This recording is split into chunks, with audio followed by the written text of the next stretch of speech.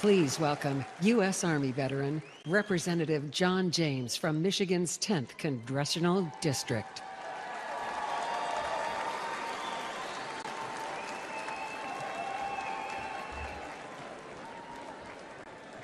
Good evening, Wisconsin. Warmest regards from Detroit, home of the NFC North champion, Detroit Lions.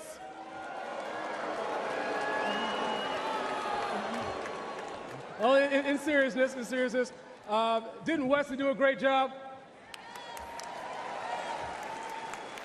One of my West Point classmates, class of 2004, and there's another Midwestern boy who did a great job. Our vice presidential nominee, J.D. Vance. Another Midwestern boy. You know, he's going to need some help when he comes up to Michigan. I'll do everything I can, but he might be the first Buckeye to win in Michigan since last time Trump was in office. But those are two great American dream stories from the Hunt family and from the Vance family, but I have another American dream story to tell you about. It's about a little boy from Starkville, Mississippi, who lived directly across the street from Mississippi State University, but he couldn't go there because he was black. Despite growing up in the Jim Crow South, he refused to let vulnerability become victimhood. He paid his way through college, served honorably in Vietnam, and started a trucking company with one truck, one trailer, and no excuses, hauling beer back and forth between Detroit and Milwaukee. I grew up in awe of that story because it's my dad's story. It's part of my story. He and my mother raised me never telling me that this is a racist country. Never. Never.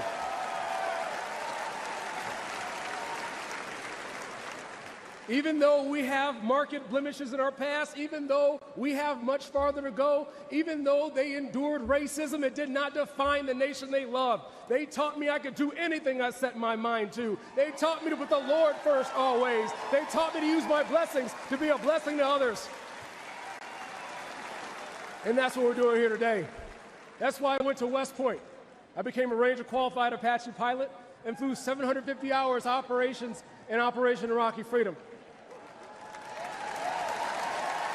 You know, there's something else me and President Trump have in common. The bad guys shot at us both, but they missed. And we'll keep on fighting for America until the good Lord takes us home. By the grace of God, I was able to come home after my deployment and help run the company business. Now I have the honor of representing Michigan's 10th Congressional District, the #1 manufacturing district in the best state in the entire union.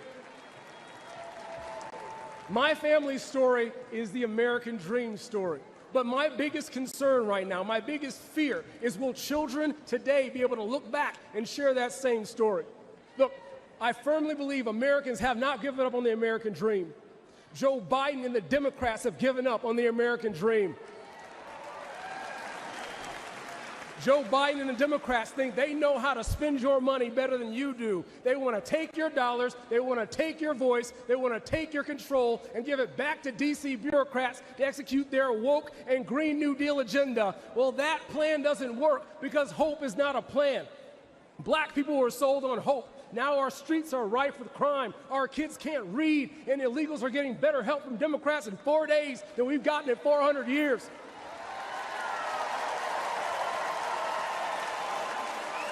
Look, our daughters were sold on hope, and now they're being forced on the playing fields and changing rooms of biological males. America was sold on hope, and now the world's on fire. Our borders are wide open, and Americans are going into debt to pay for their groceries. But look. We don't even have to imagine a brighter day. We just have to remember, under President Donald J. Trump, we had a secure border. Under President Donald J. Trump, we had peace in Europe. And under President Donald J. Trump, we had an economy so good. Democrats were trying to give Obama the credit for it. Look. Yeah, I heard a little bit earlier today, if you don't vote for Donald Trump, you ain't black.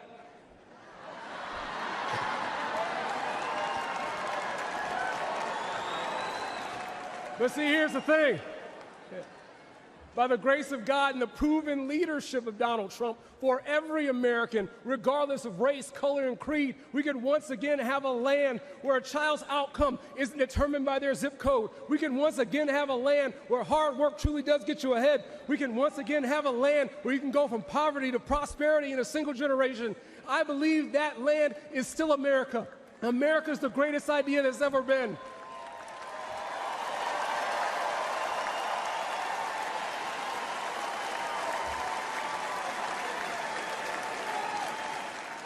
America, I believe deeply in my heart, America is the greatest idea that's ever been. It's worth fighting for, it's worth sacrificing for, and it's worth getting out to vote for, because I truly believe in the deepest heart of hearts that with Donald J. Trump back in the White House, the best is yet to come. God bless you. Thank you. God bless America. Mr. Speaker, I'd like to yield 5 minutes to the gentleman from Michigan, Mr. James. Gentleman is recognized for 5 minutes. Thank you to Mr. Good. I appreciate the opportunity to address my colleagues, you, Mr. Speaker. It's been said that government doesn't create jobs, but they sure know how to kill them. I agree with that. And listening to my colleagues here today,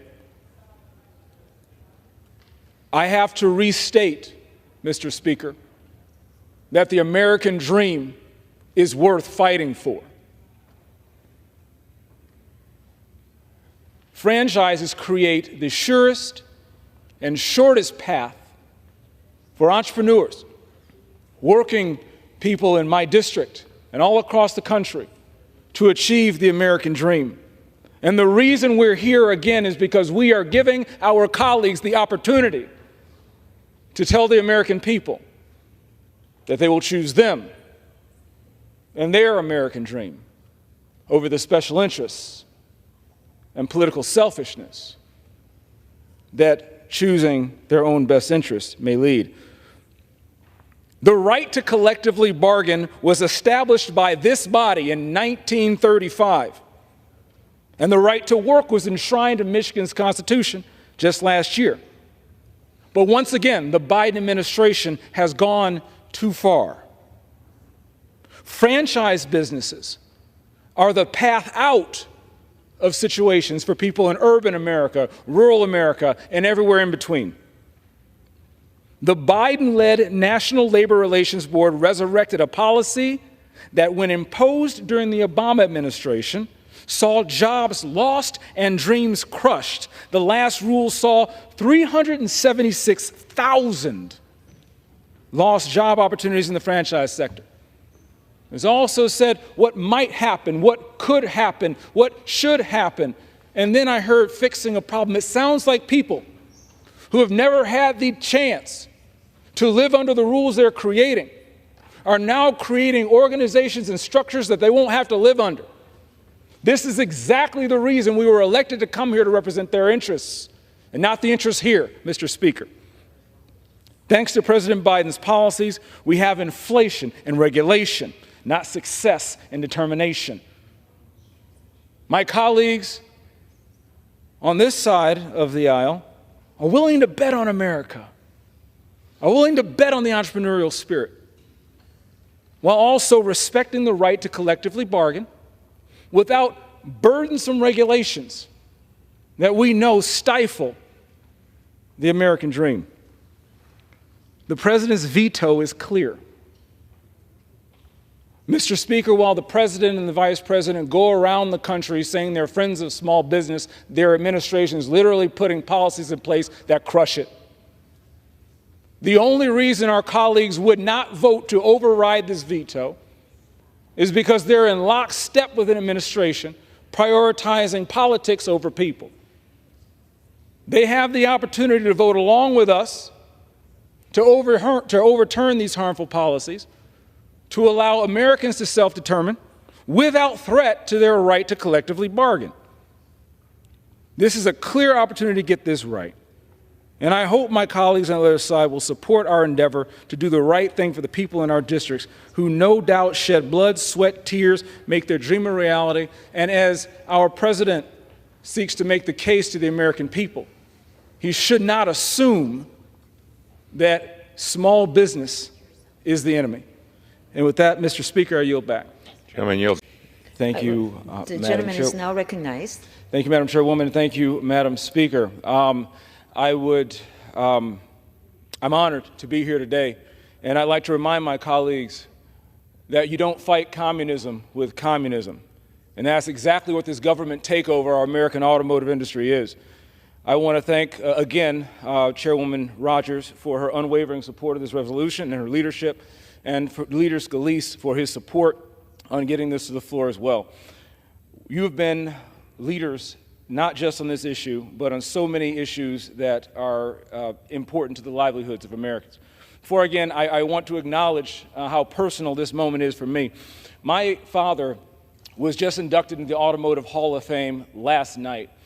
He started his trucking company with one truck, one trailer, and no excuses in 1971, and had to fight all the way up to the Supreme Court for the next 7 years for the right to be able to travel across state lines. He was a pioneer, not just as an African-American MBE, not just as an African-American in the industry, but for all small business.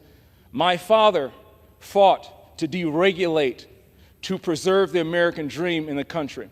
And 50 years later, his son is standing before you here today, fighting to deregulate, to fight for the American dream in this country. The burdensome regulations that are choking out jobs from my district and yours. It's the end of September.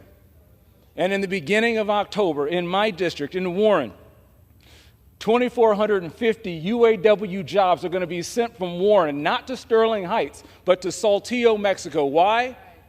Because the automotive industry is in survival mode because of policies just like this.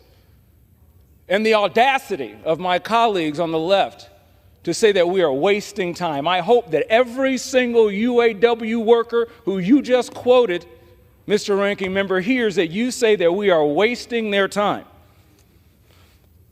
We're fast forwarding right now to what the automotive industry understands is a comply or die moment. We must fight for the American middle class that was born in Michigan, and we must fight for the American dream that so many people feel is dying all over the country. This tailpipe emission standard is not just harmful, it's catastrophic. And for people with their heads in the clouds in this town who don't understand the way people are living across this country need to come to reality.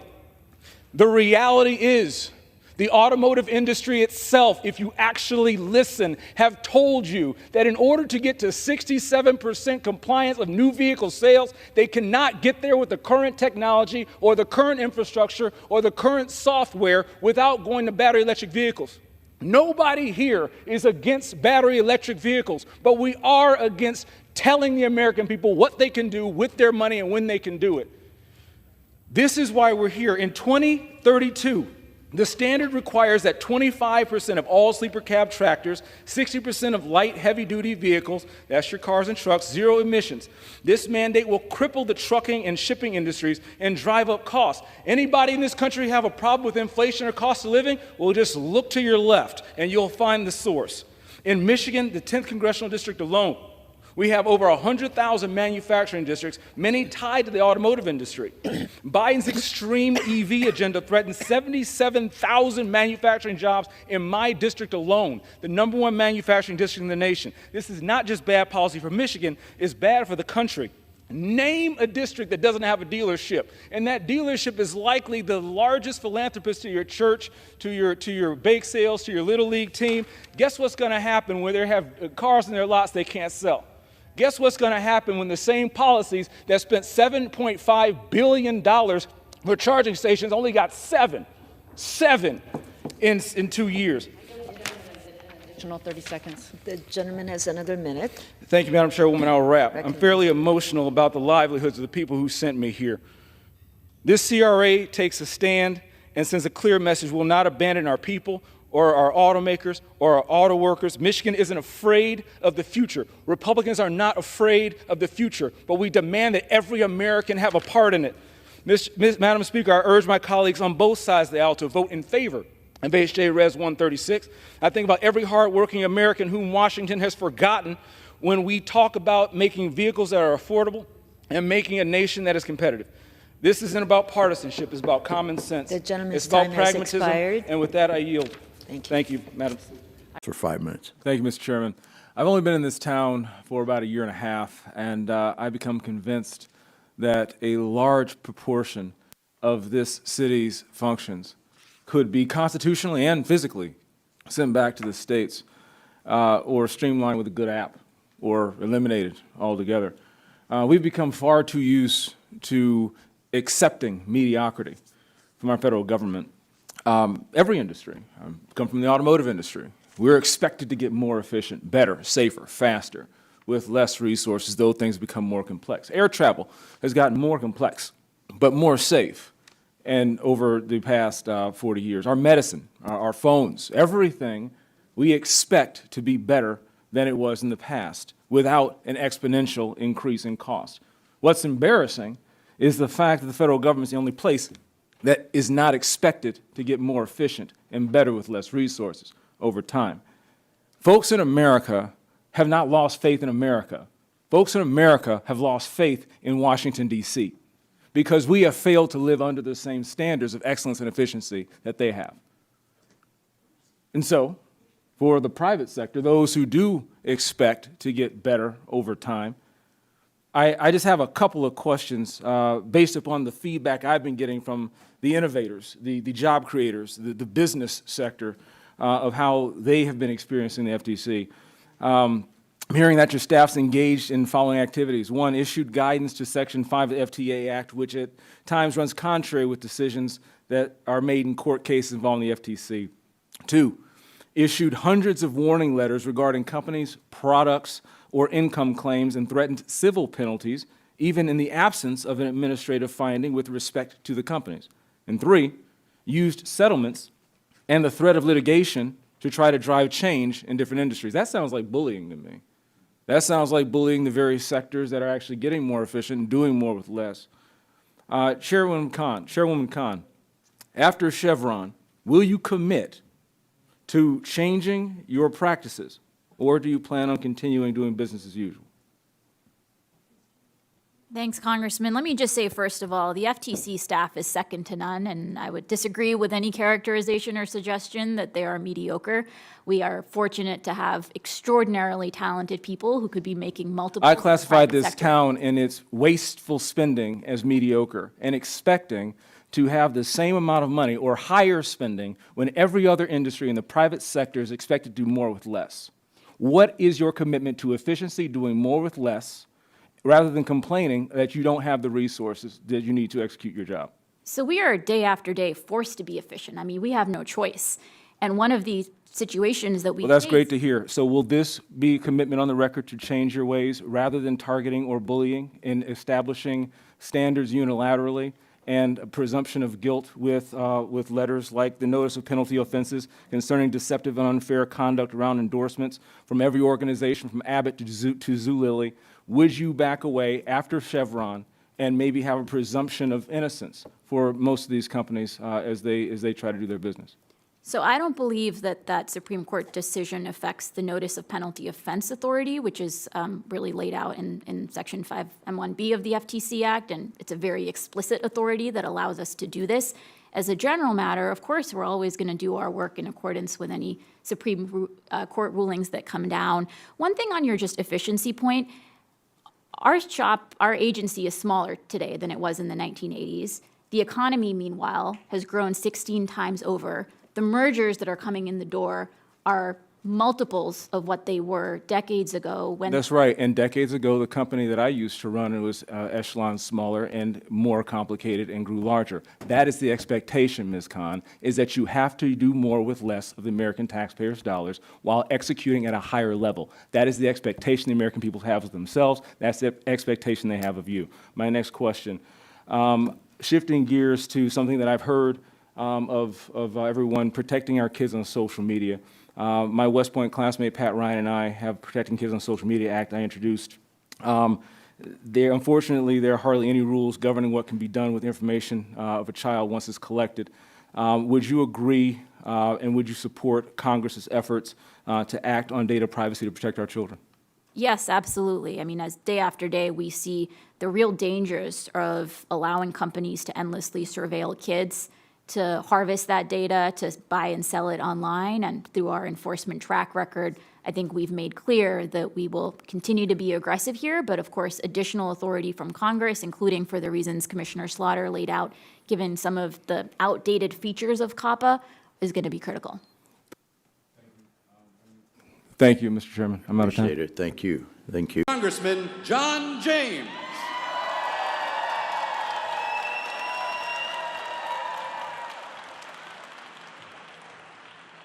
That's what I'm doing today.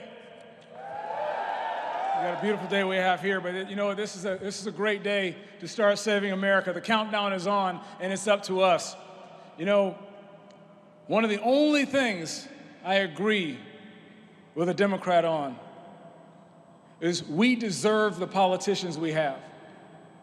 That was Barack Obama. Yeah. If you're ready to win this election, it is up to us. It's up to us alone. You can't be a patriot from your couch. You be a patriot when you fight. You're a patriot when you stand up. You're a patriot when you tell the truth. And you're a patriot when you get other people to the polls. 1.7 million Michiganders, conservative Michiganders, couldn't be bothered to vote. You know, I'm a big Lions fan. And the Tigers are doing great too.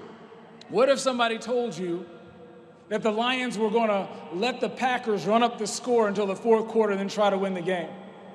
Well, that's exactly what we sound like when we say that we're only going to vote on Election Day. They're changing the rules, and we need to make sure that we change along with it. So go to 10xvote.com and learn more about how you can get more people out to the polls, because this election is up to us. Our vote is an act of self-defense for our nation and for the future of this country. You know, so much is going wrong under Kamala Harris, you almost can't count them.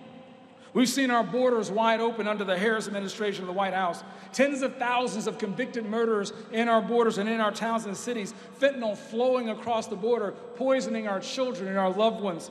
We see the equivalent of one commercial aircraft falling out of the sky due to fentanyl deaths each and every single year. The cost of living is killing American people, and the spirits and belief in the American dream. Inflation is ravaging not just our paychecks, but our savings accounts, when too many people are going into debt to pay for their gas, groceries, and medical bills.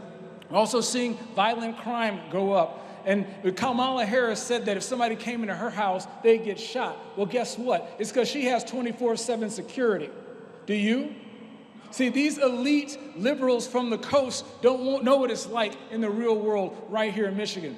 They don't know that their harmful regulations would send our jobs to Mexico and China, which is why I'm pushing back in Washington against the harmful regulations that would take your job away. Right now in Warren, right now, right across the street here, right in my district, 2,450 people are being laid off this month. Laid off. And the overflow production from Sterling Heights isn't going 15 minutes away to Warren, it's going to Mexico, Saltillo, Mexico.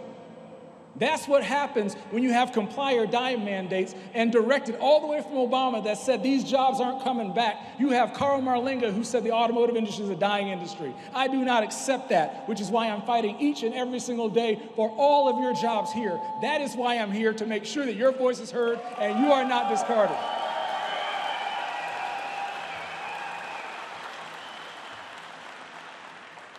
There are people who are struggling to make it to the next 3 weeks because of the last 3.5 years. Could you imagine another 4 years under a Harris-Walz administration? She is the threat to democracy.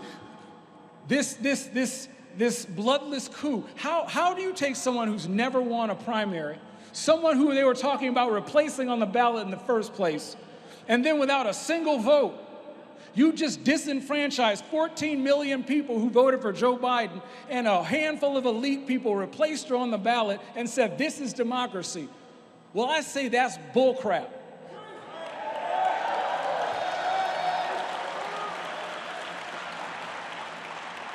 But you know what?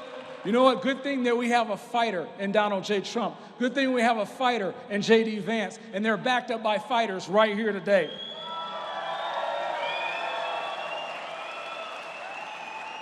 I love my country. I went to war for my country. I have 3 little boys, and I'm terrified for them. I'm channeling my fear. I'm channeling my uncertainty to fighting for you. I'm fighting for this country because under Kamala Harris, we would lose our nation. We would lose our futures, and we are the only ones who can stand up for it. Every single generation of this country in our past 250 years has been called on for such a time as this to sacrifice. We are here because someone sacrificed for us, and we need to get off our tails over the next 34 days to sacrifice for the next generation. It is up to us.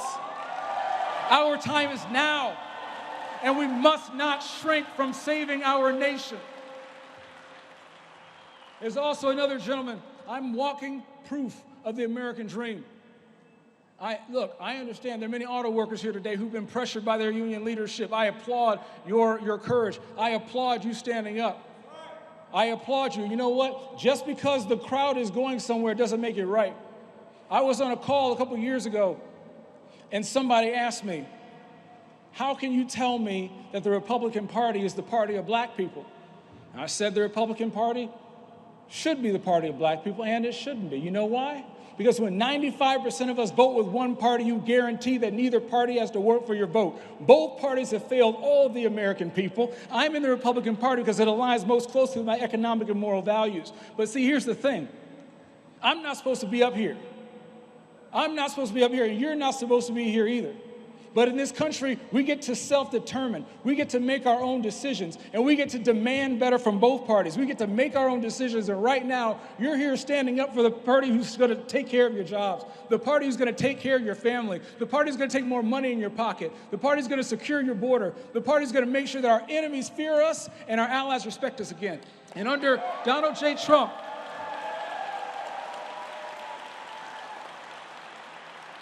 we are not going to be dictated to because of our job. We're not going to be dictated to because of our race. We're not going to be dictated to because of our gender. We're not going to be dictated to by anything because we are made in God's image and we have the right to choose for ourselves. And I choose America, I choose freedom, and I choose you. God bless you. God bless Michigan. God bless America.